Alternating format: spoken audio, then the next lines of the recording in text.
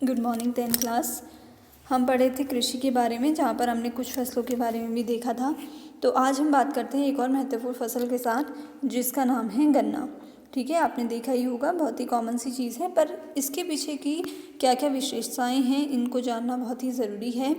तो अगर हम बात करें गन्ने के बारे में, तो ये उष्ण और उपोष्ण कटिबंधीय फसल है। अब आपके पास दो वर्ड आ गए, उष्ण और उपोष्ण कटिबंधी। बहुत टाइम से आप इन चीज़ों को देखते भी आ रहे हैं कि ये शब्द जो हैं वो आपकी ज्योग्राफी में आते ही रहते हैं, पर हमें क्या है, इसका मीनिंग नहीं पता रहता है, और हो सकता है पता भी हो। ठीक है, तो इसमें देखिए, तो जो कटिबंध है हमारे, ठीक है, ताप के आधार पर क्या किया गया है, कुछ कटिबंध निर्धारित किए गए हैं। जैसे पृथ्वी में आपको पता, ये ग्लोब बनाया जाता है उसका, है ना, तो उसमें क्या किया गया है, एक तो हमने मानी है कि एक भूमध्य रेखा है हमारे पास। हमने एक क्या माना है कि एक हमारे पास भूमध्य रेखा होती है, जो एक इमेजिनरी लाइन है, यानी कि पृथ्वी के बीचों बीच। हमने जब ग्लोब बनाया उसका मॉडल, तो उसमें हमने कहा कि जो बीच में रेखा होगी वो आपकी भूमध्य रेखा होगी। और इससे अगर हम 23.5 डिग्री ऊपर की तरफ जाएं, उत्तर की तरफ, तो हमने माना कि ये हमारी कर्क रेखा होगी।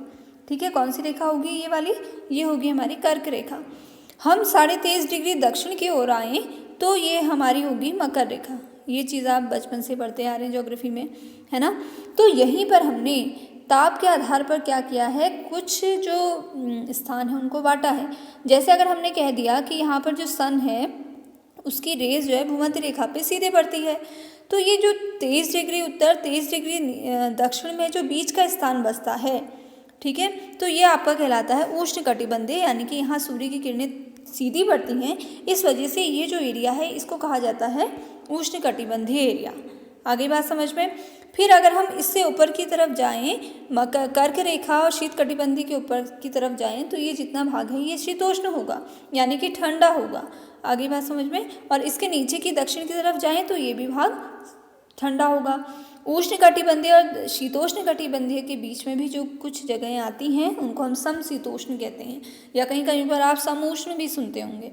ठीक है, तो बेसिकली ये क्या है, ये एक कैरेक्टराइजेशन है, ये एक डिवाइडेशन है, जहाँ पर हमने ताप के आधार पर अपनी सहूलियत के लिए कुछ कुछ काल्पनिक स्थानों के नाम दिए गए हैं, जिनको हम कटिबंध कहते हैं।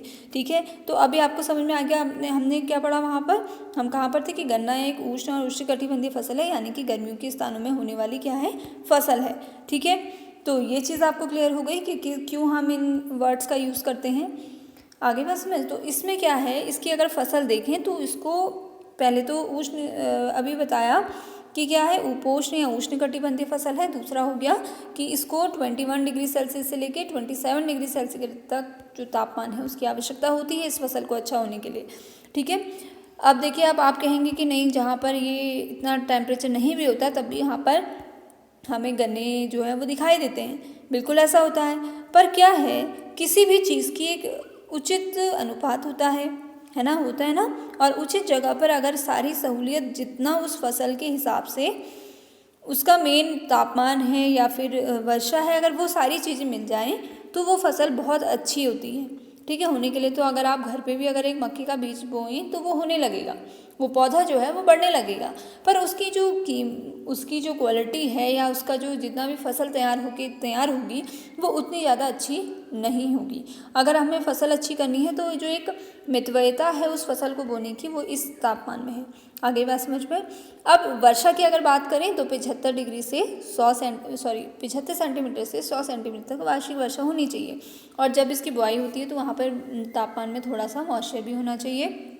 ठीक है, जहाँ पर नहीं हो पा रही है वर्षा, वहाँ पर सिंचाई के द्वारा भी इनको उगाया जाता है, और बहुत प्रकार की, अनेकों प्रकार की मिट्टी में मक्के को बो दिया जाता है।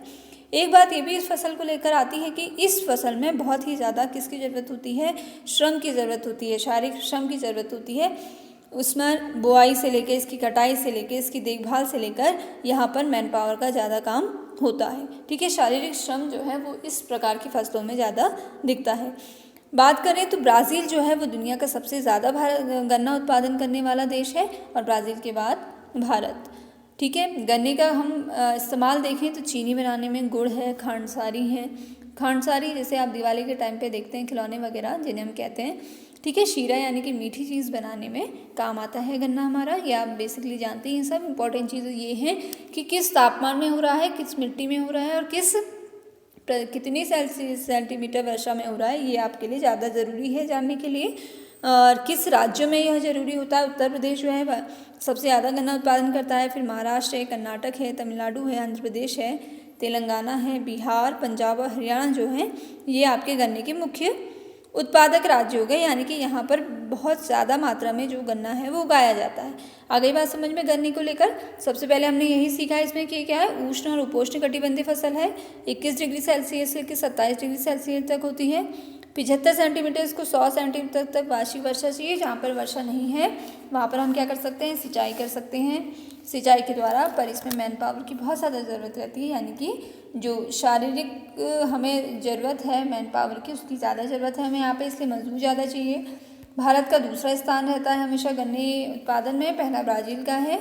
इससे निम्नलिखित चीज़ें बनाई जाती हैं, जैसे चीनी है, गुड़ है, खांड सारी है, शीरा है।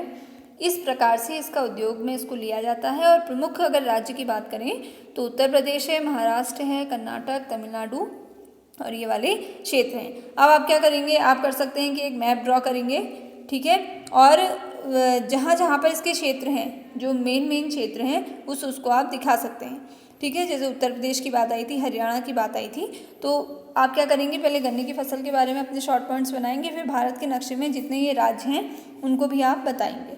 आगे बात समझ में, तो एक एक फसल करके चलते हैं। और अगर आपको नहीं समझ में आ रहा है, फिर से मैं बार बार हर वीडियो में कह रही हूँ, अगर कोई भी डाउट है आपके पास तो आप फ़ोन करके पूछ सकते हैं या मैसेज में भी पूछ सकते हैं।